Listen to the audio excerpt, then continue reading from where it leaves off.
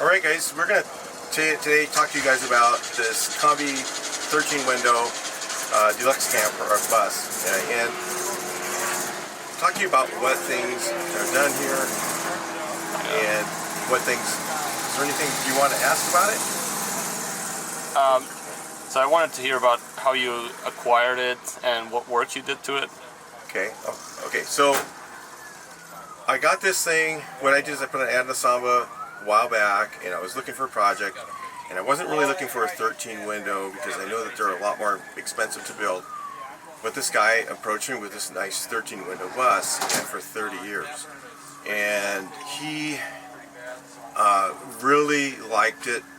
He wanted to make sure it got restored, so I drove up in a restored Kombi bus that I did, and he saw that and he goes, "Is it going to look like this when you're done?"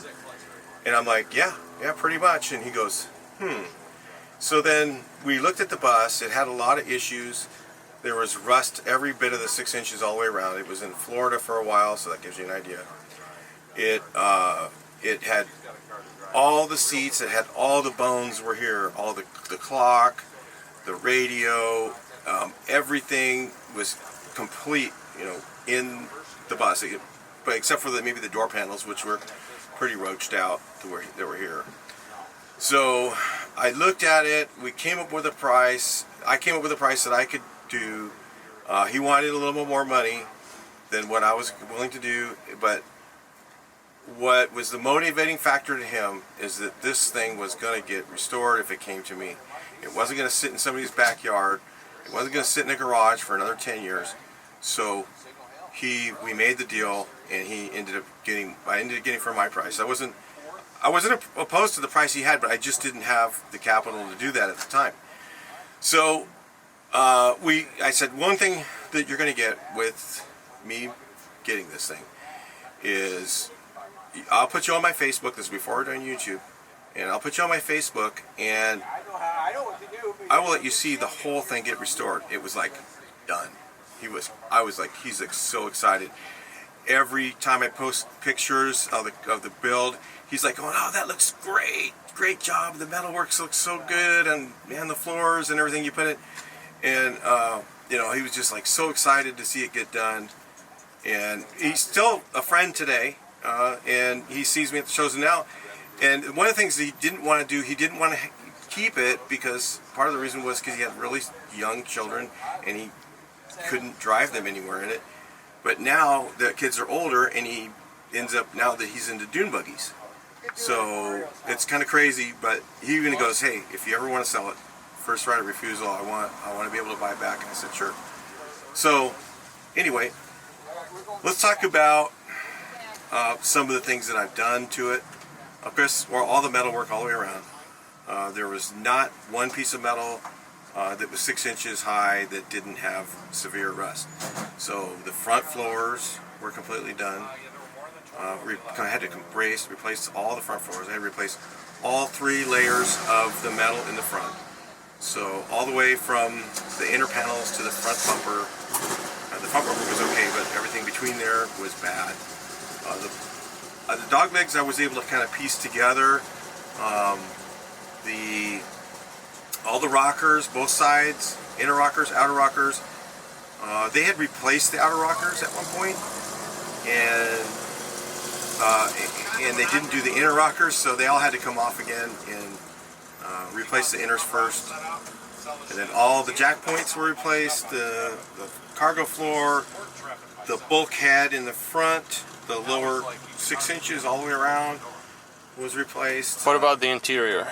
And then, so the interior was all completely missing, and so what happened there is I started out. I just took regular panels and I made Kombi panels in gray, and I just painted them. I just took like masonite and painted it.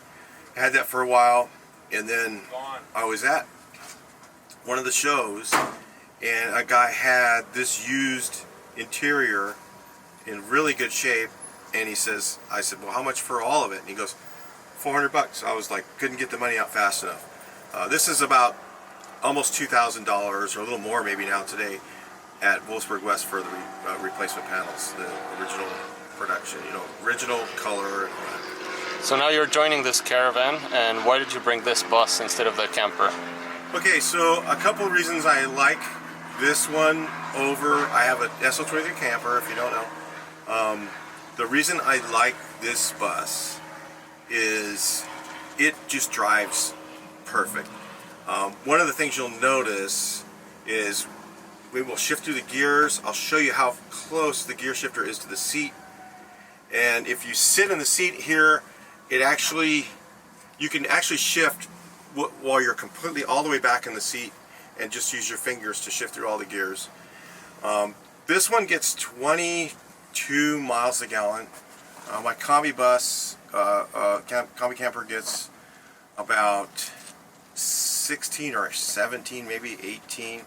So with the gas prices, I figured it would be quite a bit cheaper to use, and all the campgrounds were full, so I decided to use this one.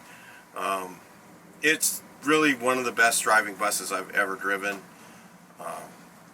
It has a 1904 engine, which is a really nice combination with a 2-barrel carburetor versus dual carbs. For one thing, reliability. Second reason is gas mileage. And it has a gears in the transmission are 344 gears. So it has a really nice top speed, but it also has a bug fourth. So if you kind of look at it this way, if you take the gear ratio, stock gear ratio, and so it came with a 412 transmission, and you go to 344. So you basically take all your gear set and move it up. So you have a tall first, tall second, tall third, and taller fourth. So all the gears are longer. And the problem when you drive these buses, you'll notice, is the first gear is really short. You know, just like you get out of first right away, and it's almost useless. So with this trans, the first, second, it's just more like a bug. It's more like driving a 388 bug transmission, and it's really, really, the gear ratios and everything just in the right place. So in third gear with the gear ratio set, you can climb a hill, and be going 55, versus a regular bus you're going 40. So it's safer because there's less chance of getting rear-ended. And that's what people miss when they're driving these. They think about, they drove then, now they can drive now. Well, young people aren't ready to see a bus going 40 miles an hour go up a hill. So the possibility to get rear-ended is pretty high.